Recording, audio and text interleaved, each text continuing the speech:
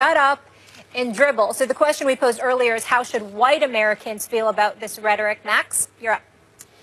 I just wanted to respond to something, Will, that you said quickly. And Stephen A., I don't want to get in the way of the point you made, to get back to the kind of idea of being a representative of one's race. You know, the famous FDR quote to Joe Louis, "You're a credit to your race." And there was this awkward pause. The human race. So I think there's stuff to get into there, but quickly, Will. Yep. You mentioned earlier that I have, Max, you get sloppy and this and that. First of all, it's a general accusation, which I don't agree with. I think I'm very precise. And secondly, I think you were reacting to the fact that what we see on the lower third there is how should white America feel about this? White Americans. Based on the Fox News, Laura Ingraham tells white Americans, tells LeBron to shut up and dribble. That was the question we were answering. It seemed to me you thought we were talking about the Blackhawks as the news peg. So yeah, I just wanted to clear that up.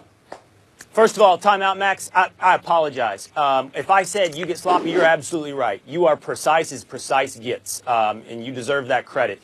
And Will, to interrupt one more time, you are an honest broker, and that's why I enjoy talking to you. Even when we disagree, I never take it personally.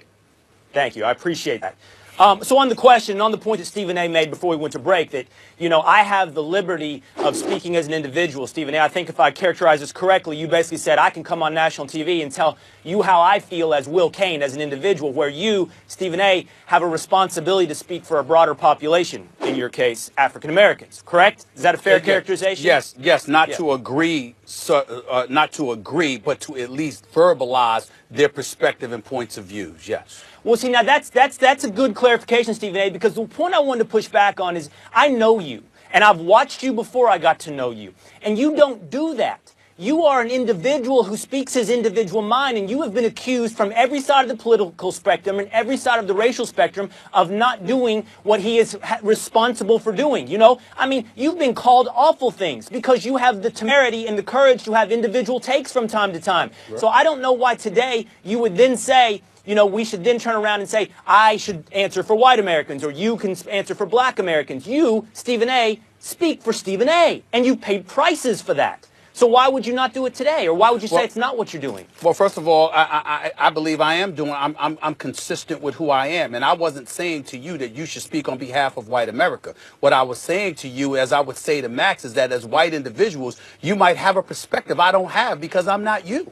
I'm not white. Now, that's what I'm saying. Now, I think you're taking it too literally. That's the thing. It's through your experience. Like, I gave my opinion as a woman, my experience. I'm not speaking for all women. Stephen A.'s speaking as a black American.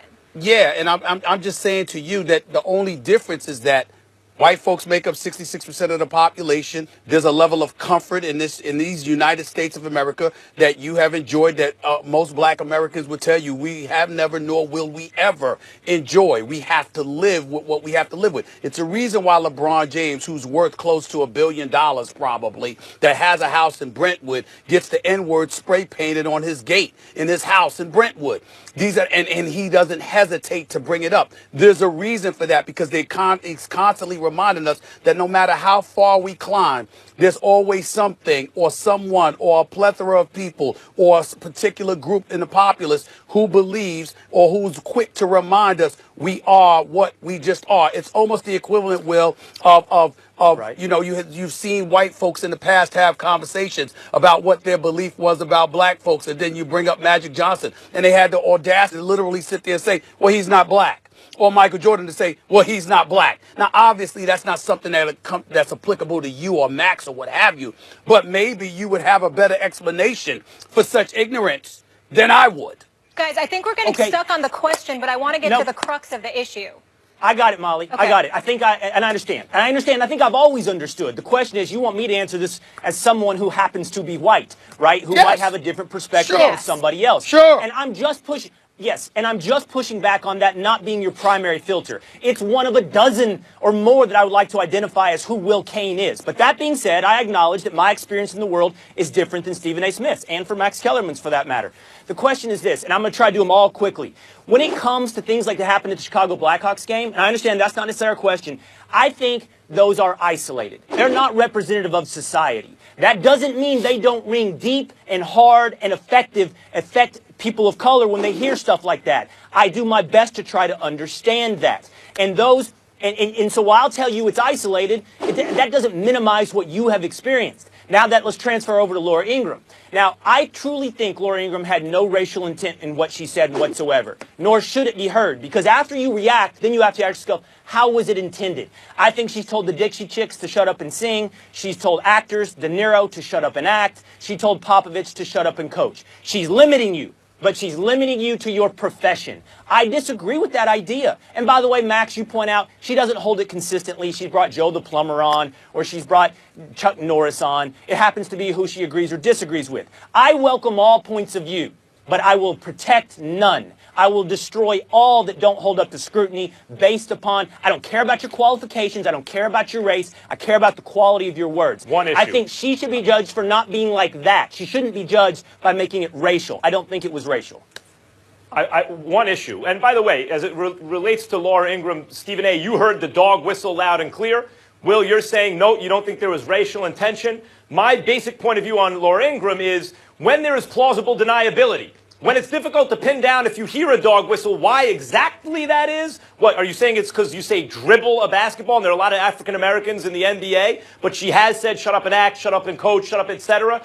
I think there's plausible deniability there. So even if you do hear it, Stephen A., if you can't pin it down, I believe that undermines credibility when legitimate claims are made, when people actually do have clearly stated racial intentions. And that's why I give Laura Ingraham the benefit of the doubt here, Will, although I'm not sure what's in her heart. I don't know. I want to quickly say about the Blackhawks thing, Will. No, you got to stop right there, Max, because I want to respond to what you just said. Gotcha. I want to respond to what you just said. Let's be very, very clear. No one heard me call Laura Ingraham some racist or anything like that. I never said that about her. I don't know her, and to be quite honest with you, Will, and you've seen me do this in the past, I don't think that when somebody says something racially insensitive, that makes them racist. I think you could have made an honest mistake. I think that you could have found a better way to communicate yourself. It's just that simple to me. But just because you're saying something is racially insensitive, you're not calling her a racist. But it doesn't mean it wasn't racially insensitive, because it's about who you're talking to, it's about who you're talking about, and it's about how the message would be received. If other groups didn't have if you sat up there and told somebody to shut up and make me laugh, like she said about Jimmy Kimmel one time, well, you know what? That's going to be taken differently than you telling the greatest athlete in the world, shut up and dribble a basketball, when historically that's been something that a large segment of our populace wanted black athletes to do.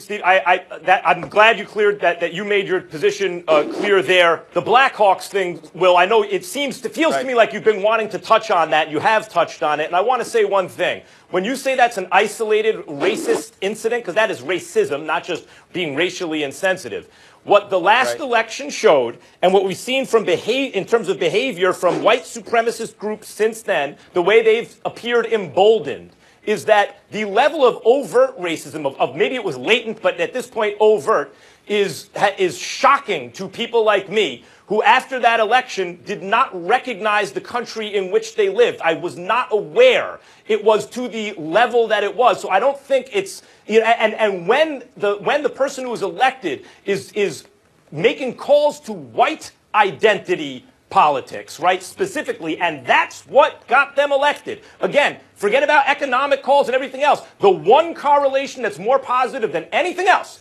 with the election of the current president is racial identity. And that's just a fact. Gentlemen, just a heads up, last points here. To claim that these are isolated incidents and unconnected to what's going on in the larger world, I think is naive, and I think that LeBron put his finger on it.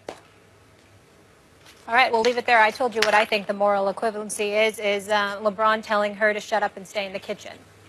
Thanks for joining us, Will. Appreciate you being with us. Thanks for having me in, guys. After the break, Kobe is arguably the greatest Laker of all time. We'll find out what he thinks of players who shy away from joining the Lake Show. In the Daily